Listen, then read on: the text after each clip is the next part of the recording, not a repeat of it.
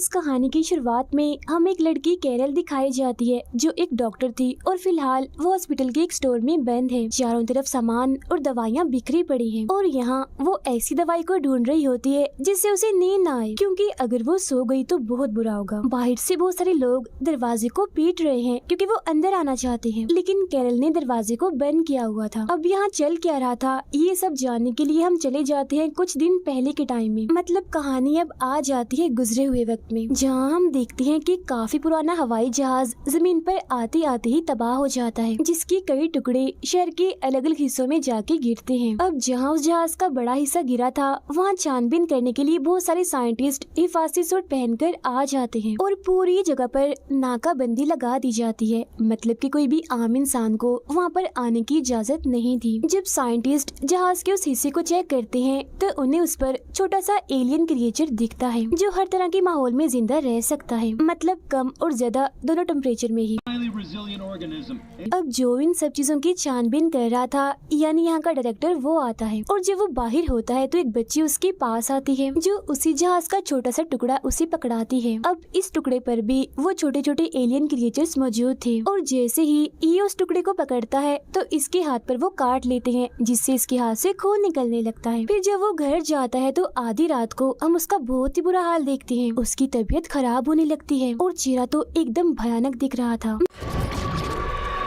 मगर अगली सुबह जब वो जागता है तो बिल्कुल ठीक था, जैसे उसे कुछ भी ना हुआ हो। वो फौरन अपनी वाइफ जिसे वो छोड़ चुका है उसे कॉल करता है, यानी कैरल को, जिसे हम शुरुआत में देख ही चुके हैं। वो कैरल से कहता है मैं अपने बेटे से मिलना चाहता हूँ। वो कहती है तुम उसे नहीं मिल सकती, अब हम अलग हो चुके हैं। वो जवाब देता है वो मेरा बेटा है, मैं उससे मिल सकता हूँ, मेरा हक है। मगर कैरल उसकी बातों को नजरअंदाज करके फोन काट देती है। इसके बाद वो अपने एक दोस्त जिसका नाम बेन है उससे मिलती है। वो भी डॉक्टर होता है। वो बेन को बताती है कि मेरा हस्बैंड मेरे बेटे से मिलना चाहता है मगर मैं नहीं चाहती कि मेरा बेटा उनसे मिले। तब बेन कैरल को समझाता है कि वो उसकी डैड है, उनका हक है, तुम नहीं रोक सकती। इसीलिए वो अगले ही दिन अपने बेटे को अपने हस्बैंड के घर छोड़ने जाती है। मगर यहाँ उनका बेटा अपने डैड को देखकर काफी हैरान होता है क्योंकि उसके डैड अब उससे बगैर किसी एक्सप्रेशंस यानी तासुरात की बात कर रहे थे। मतलब उनके चेहरे को देखकर ऐसा नहीं लग रहा था कि ये कोई इंसान है। जैसे इंसान बात करते हैं, मुस्कुराते हैं, हंसते हैं, दुखी होते हैं, परेशान होते हैं, ऐसी कोई भी चीज उनके चेहरे पर नजर नहीं आ रही थी।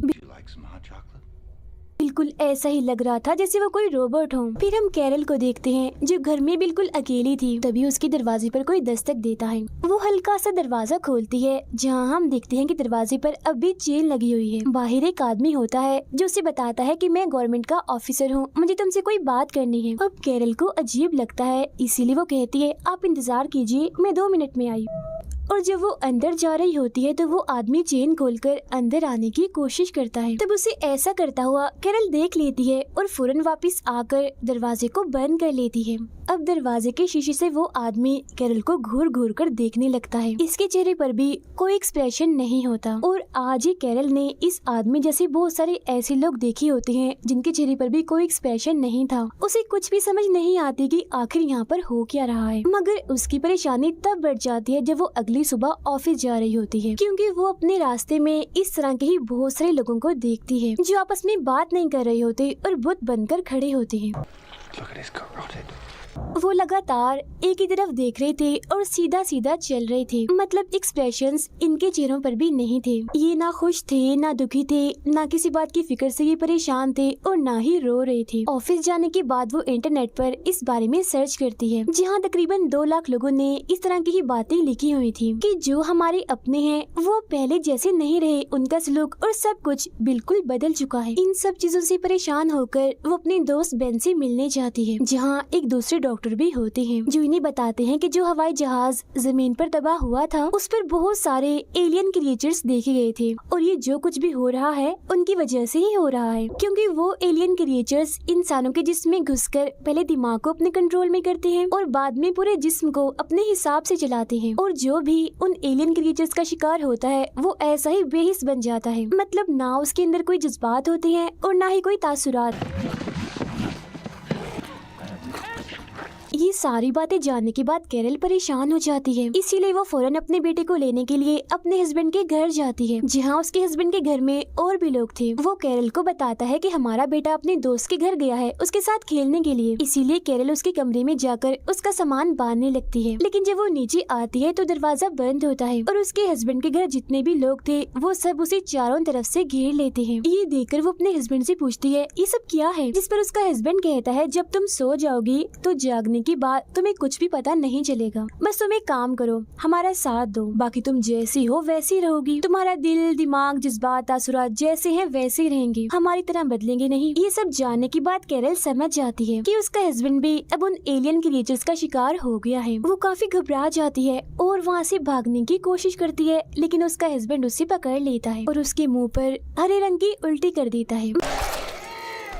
मगर कैरल अपना मुंह साफ करके जैसी तैसी यहाँ से निकलती है और अपनी गाड़ी लेकर यहाँ से भाग जाती है। लेकिन थोड़ा आगे जाने पर वो देखती है कि सामने एक ट्रक है जिसके पास कुछ लोग खड़े हैं और ये भी कोई आम इंसान नहीं है बल्कि उन एलियन क्रिएचर्स का शिकार बन चुके हैं। ये देख कैरल घबराते हुए अपनी गाड़ी पीछे की तरफ लेने लगती है, लेकिन पीछे भी एक गाड़ी थी जो उसकी गाड़ी में आके लगती है और अब कैरल गाड़ी के जरिए तो यहाँ से नहीं निकल सकती थी, इसीलिए वो फौरन उतरकर वहाँ से भागने लगती है, जहाँ वो सारे लोग भी उसके पीछे पीछे भागने लगते हैं। तो वो भागकर एक ट्रेन में चढ़ जाती है और देखती है कि यहाँ पर बैठे हुए लोगों में से किसी के चेहरे पर भी कोई भी इंसानों वाले तासुरात नहीं है, मतलब वो सब भी एलियन क्रिएचर्स का शिकार है। कैरल को कुछ समझ नहीं आती कि मैं क्या करूँ। तभी उसके बेटे की वीडियो कॉल आती है जो उसे बताता है कि डैड मुझे कहीं ले आए हैं, मुझे नहीं पता मैं कहाँ हूँ, लेकिन मुझे बहुत डर लग रहा है। ये जानकर वो परेशान हो जाती है और बस रोने ही वाली थी कि तभी उसके सामने बैठा लड़का कहता है कि बिल्कुल शांत हो जाओ, परेशान मत हो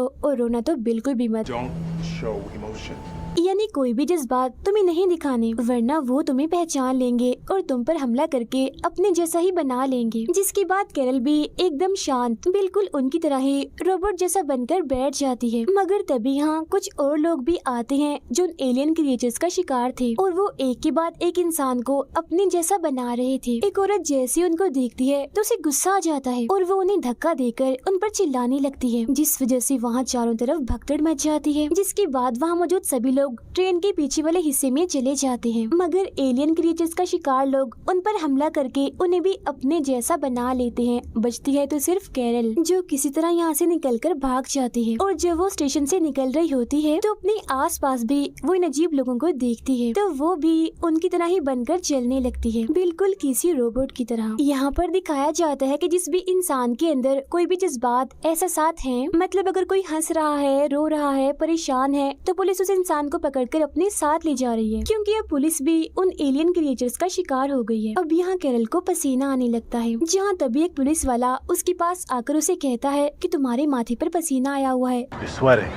They don't do that. वो तुम्हें पहचान लेंगे, इसीलिए तुम्हें यहाँ से जाना होगा। क्योंकि ये पुलिस वाला भी दरअसल अभी तक नॉर्मल था, एलियन क्रिएचर्स का शिकार नहीं था, बस ये सिर्फ इस तरह से करके दिखा रहा था कि मैं भी उन एलियन क्रिएचर से इन्फेक्टेड हूँ, यानी उनका शिकार हूँ। इसके बाद वो वापस अपने घर आ जाती है और अपने बेटे को आवाजें लगाने लगती है, मगर वो वहाँ पर नहीं होता। इसके बाद वो बेन के साथ उसे डॉक्टर के पास जाती है, जहाँ वो इन्हें बताता है कि ये दरअसल एक तरह का वायरस है जो एक इंसान से दूसरे इंसान में चला जाता है। अगर किसी इंसान के जिस्म में ये वायरस चला गया और वो सो गया तो ये वायरस इंसान के दिमाग को कंट्रोल करके पूरे जिस्म में फैल जाएगा, जिससे वो इंसान इसका शिकार हो जाएगा। यानी ये वायरस इंसान के जिस्म में जाकर तब तक अपना काम नहीं करता जब तक कि इंसान सो न जाए। अब ये लोग फैसला करते हैं कि ये एक दूसरे पर नजर रखेंगे ताकि इनमें से कोई भी ना सोए। आगे वो डॉक्टर बताता है कि यहाँ से 80 किलोमीटर दूर एक लैब है, अगर हम वहाँ पहुँच जाएं तो हमारा इलाज हो सकता है। लेकिन कैरल मना कर देती है कि मैं अपने बेटे के बगैर यहाँ से नहीं जाऊंगी। अभी इनकी बात चल ही रही थी, मगर यहाँ कुछ ऐसे लोग आ जाते हैं जो इस वायरस का शिकार हैं और वो पूरे घर की तलाशी लेने लगते हैं। तभी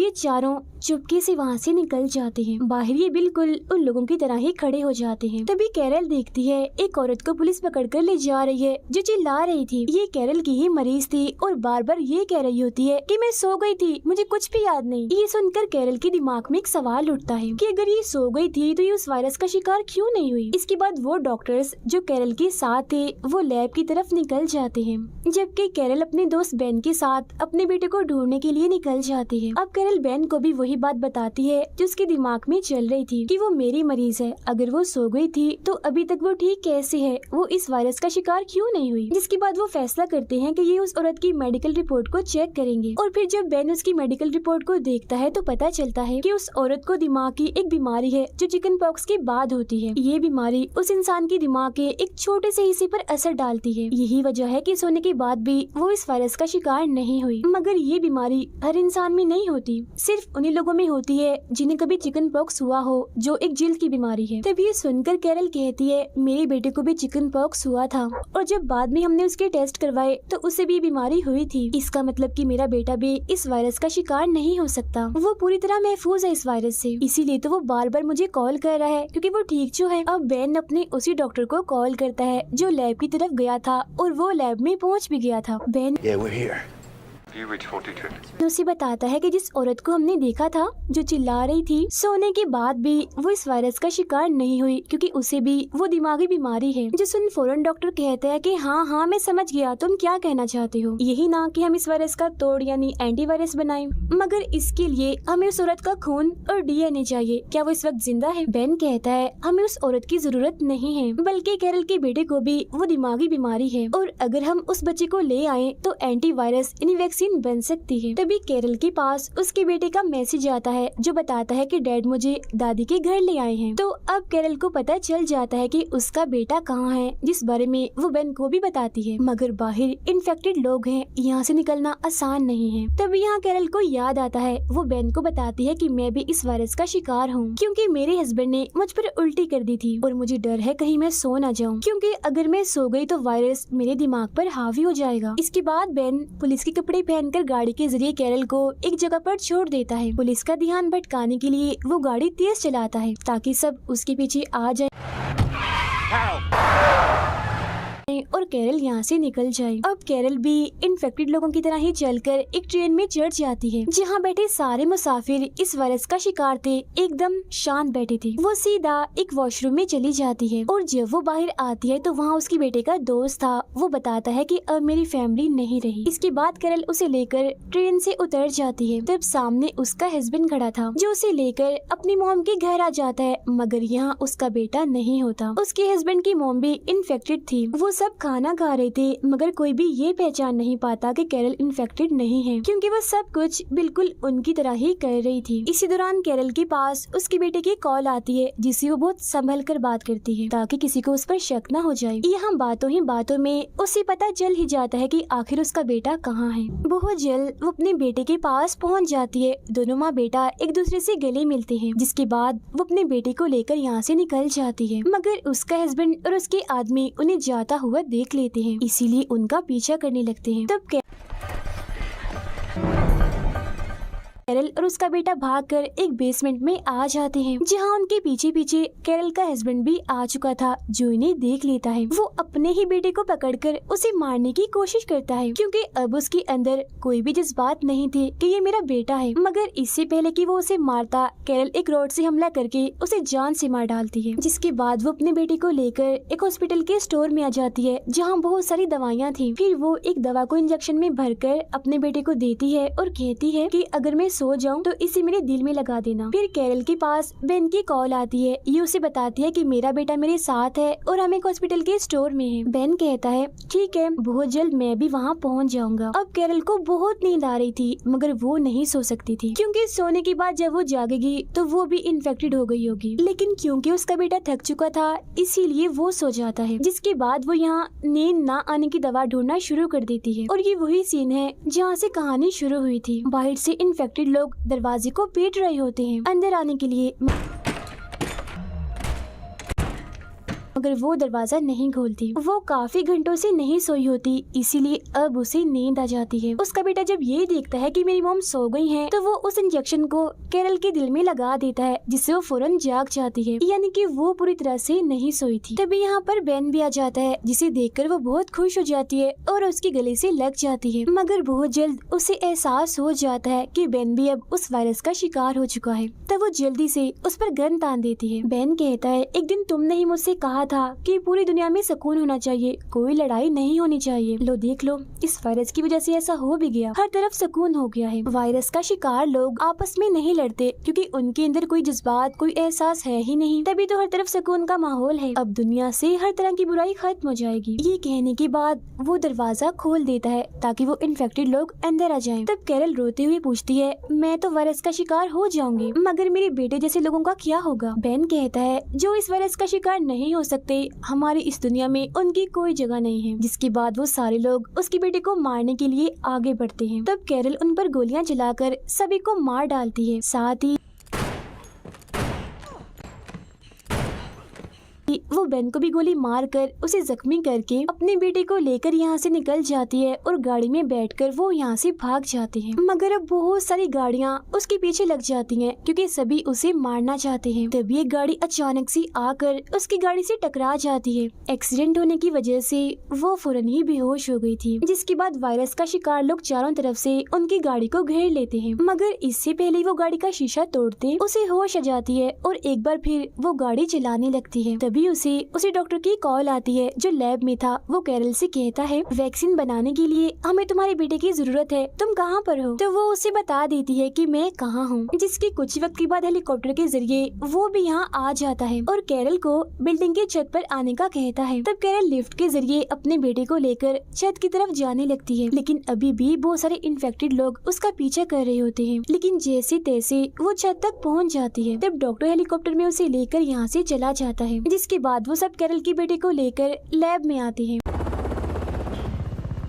उसकी डीएनए और खून की मदद से इस वायरस का तोड़ यानी वैक्सीन बना ली जाती है। जिसके बाद एक एक करके सभी इन्फेक्टेड लोगों को ठीक करना शुरू कर दिया जाता है। कुछ वक्त के बाद तकरीबन सभी ठीक हो जाते हैं, जिन्हें कुछ भी याद नहीं होता कि जब वो इन्फेक्टेड हुए थे तब उन्होंने क्या किया था। मतलब पुरानी कोई भी चीज उन्हें याद नहीं थी। उनमें से एक बेन भी था जिसने कैरल से शादी कर ली थी। यही कैरल के बेटे का दोस्त भी था जो कि इनके साथ ही रह रहा था क्योंकि उसकी फैमिली अब मर चुकी थी। इस नई जिंदगी में सब एक साथ बहुत खुश थे और इसी के साथ ही फिल्म यहीं पर खत्म हो जाती है।